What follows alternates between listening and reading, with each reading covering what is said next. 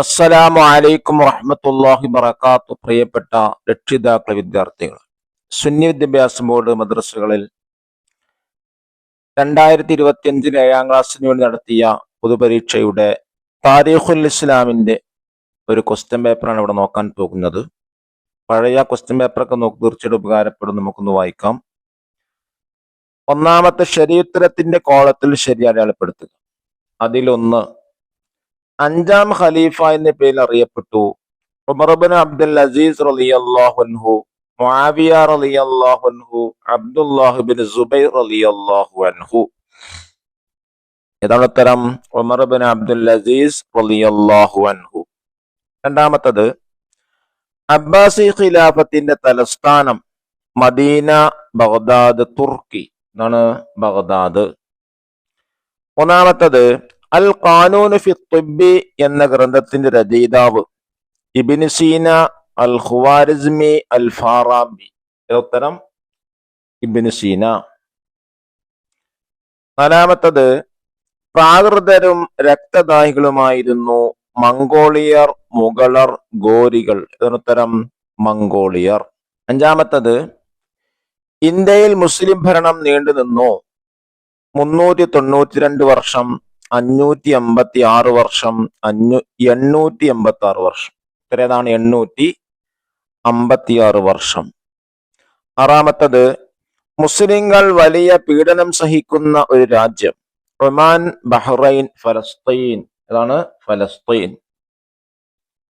രണ്ടാമത്തെ സെക്ഷൻ ചേരുംപിടി ചേർക്കുക. ലെറ്റേഴ്സ് കൊടുത്താണ് പൂരിപ്പിക്കേണ്ടത്. ഒന്ന്, കെമിസ്ട്രിയിൽ ഗ്രന്ഥം രചിച്ചു.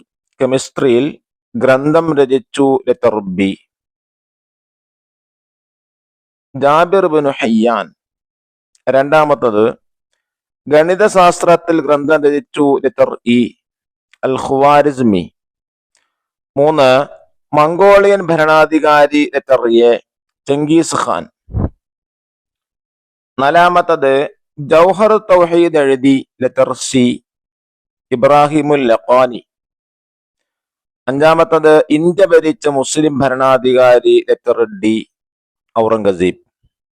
മൂന്നാമത്തെ സെക്ഷൻ വിട്ട ഭാഗം പൂരിപ്പിക്കുക. അതിലൊന്നാമത്തത്, ഉമവികൾ 91 വർഷം ഭരണം നടത്തി.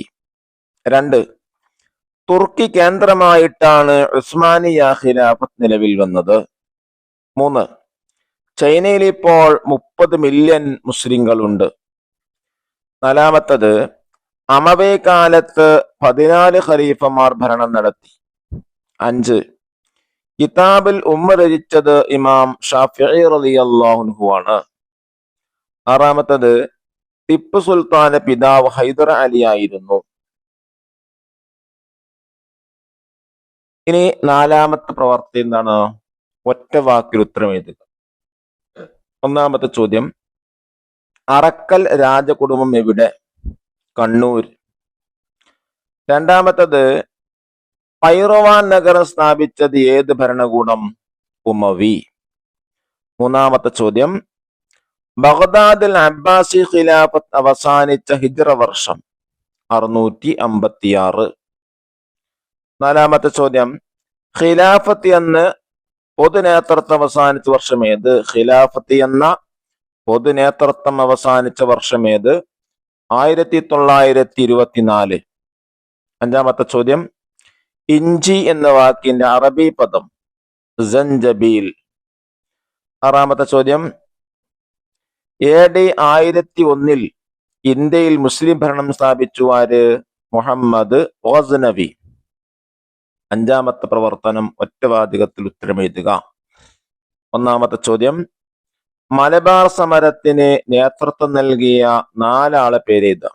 1 ആലിം മുസ്ലിയാർ, 2 കട്ടിലശ്ശേരി മുഹമ്മദ് മുസ്ലിയാർ, 3 ചെമ്പ്രശ്ശേരി തങ്ങൾ, 4 പാണക്കാട് ഹുസൈൻ തങ്ങൾ.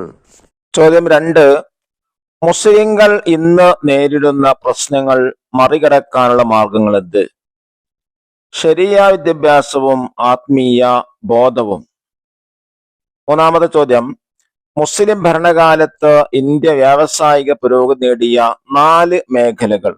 1 വസ്ത്രനിർമ്മാണം, 2 ഭക്ഷ്യസംരക്ഷണം, 3 മൃഗസംരക്ഷണം, 4 കൃഷി. ചോദ്യം 4. മംഗോളിയർ തകർത്ത 4 സ്ഥാപനങ്ങൾ: മദ്രസകൾ, മസ്ജിദുകൾ, ആശുപത്രികൾ, ഗ്രന്ഥാലയങ്ങൾ. 5-ാമത്തെ ചോദ്യം.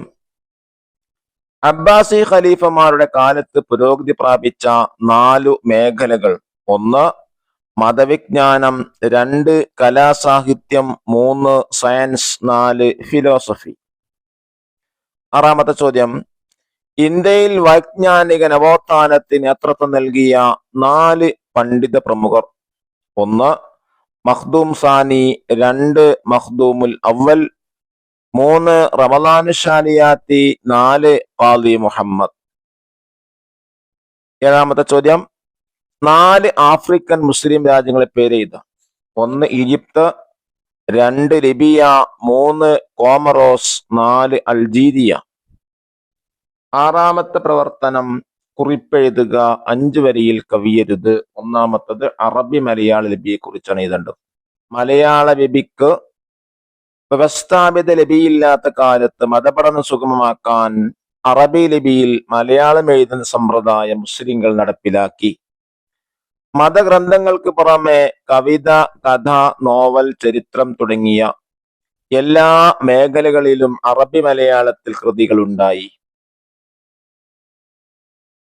പത്രമാധ്യമങ്ങൾ പ്രസിദ്ധീകരിക്കപ്പെട്ടു.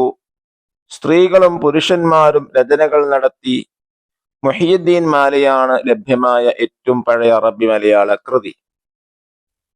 2-ാമത്തത് അമവിയ ഖിലാഫത്ത്. മുആവിയ റളിയല്ലാഹു അൻഹുവിന്റെ സ്ഥാനാരോഹണത്തിലൂടെ ഖിലാഫത്ത് ബനൂ ഉമയ്യ കുടുംബത്തിലായി തീർന്നു. അതിനാൽ ഈ ഭരണകൂടം ഖിലാഫത്തുൽ അമവിയ എന്ന പേരിൽ അറിയപ്പെടുന്നു. ഹിജറ 41 മുതൽ 132 വരെ നീണ്ടുനിന്ന ഉമവി ഭരണകാലത്ത് 14 പേർ ഭരണം നടത്തി. ഉമവിയ ഖിലാഫത്തിൽ ഏറ്റവും ശക്തനായ ഭരണാധികാരി അബ്ദുൽ മലിക് ബിൻ മർവാനും ഏറ്റവും പ്രസിദ്ധനും സച്ചരിതനുമായ ഭരണാധികാരി ഉമർ ബിൻ അബ്ദുൽ അസീസ് റളിയല്ലാഹു അൻഹു ആണ്. അദ്ദേഹം 5-ാം ഖലീഫ എന്ന പേരിൽ അറിയപ്പെടുന്നു. അല്ലാഹു നമ്മുടെ മക്കൾക്ക് നല്ല ഓർമ്മശക്തി വർദ്ധിക്കാനും ഫുൾ മാർക്ക് നേടാനും ഭാഗ്യം നൽകട്ടെ. അസ്സലാമു അലൈക്കും വറഹ്മത്തുള്ളാഹി വബറകാതുഹു.